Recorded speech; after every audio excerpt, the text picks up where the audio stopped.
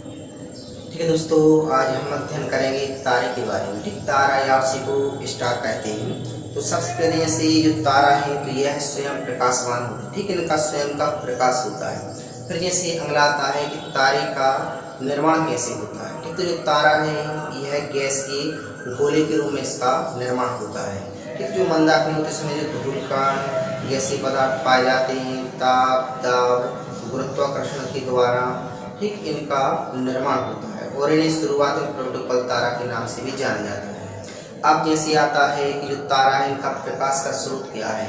ठीक, तो इनका जो प्रकाश का स्रोत है तो हाइड्रोजन जब हीलियम में परिवर्तित होती है तो वहाँ से प्रकाश निकलता है। ठीक है, और यह प्रक्रिया होती है नाभिकीय संलयन के द्वारा होती है। फिर जैसे अगला बिंदु आता है कि लाल दानव घटना क्या है।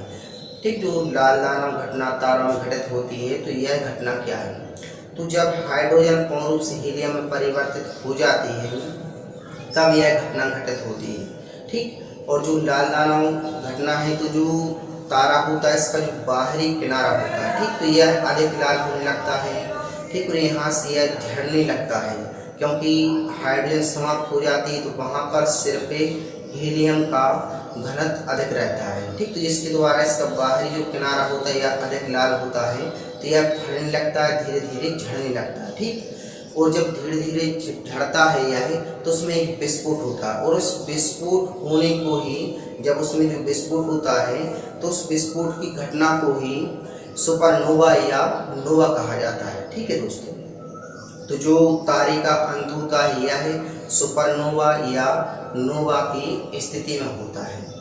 फिर यदि जैसे पूछा जाता है जो सूर्य है, यदि जो तारे सूर्य से लगभग 1.2 गुना के समथिंग होते हैं उनमें जब यह घटना घटित होती है तो उनका जो केंद्र का जो अपशिष्ट ठोस है या अधिक सघन वाला जो अपशिष्ट बचा होता है तो उसे व्हाइट डवार्फ कहा जाता है। ठीक है दोस्तों, और यदि जो सूर्य से लगभग 2 गुने बड़े तारे होते हैं और उनमें जब सुपरनोवा की घटना घटित होती है और उनके मध्य में जो अति सघन अपशिष्ट पदार्थ बचता है तो उसके लिए कहा जाता है न्यूट्रॉन तारा कहा जाता है। और जो न्यूट्रॉन तारा है यह तीव्र गति से चलते हैं।